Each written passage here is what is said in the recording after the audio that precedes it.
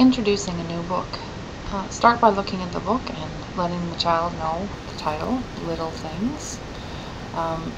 Discuss the picture, look at the front, look at the back. If there's any information on the back, read that.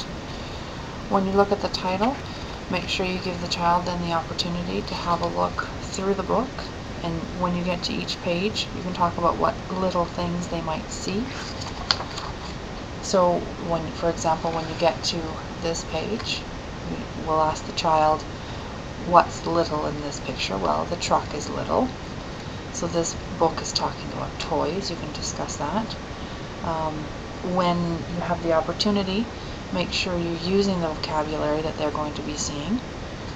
So you could even say, my truck is little. You don't need to let them know that that's the text, and they'll read that when they get back to the book. So they're to go through each page.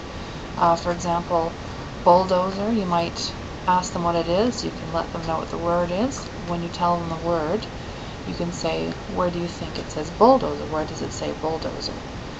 Well, we'll point them to here. If they don't go there already, you can ask them how they know. Bulldozer begins with a B, and so we can point out the word there. When they come back to read the text, they won't struggle with that word. You're also giving them, letting them know that the meaning is coming from the picture. So when they do come to a word that's challenging, they can use the picture to help. So what's little here? Well, ambulance is little, fire engine. One important note that we'll discuss later, if they do say fire truck, probably not going to change the meaning of the story. You can let them know that it could be fire truck, but let's look. Fire, if it was truck, what letter would it begin with? So you can let them, help them with that word.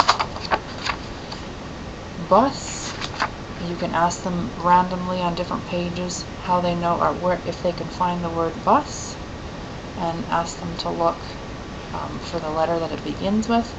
And especially with words like bus, you can direct their attention to the rest of the letters.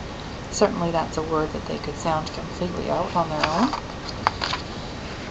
So let them finish looking through the book, name some of the vocabulary they're going to be seeing. And again, this is a good example of airplane, plane. If they say airplane,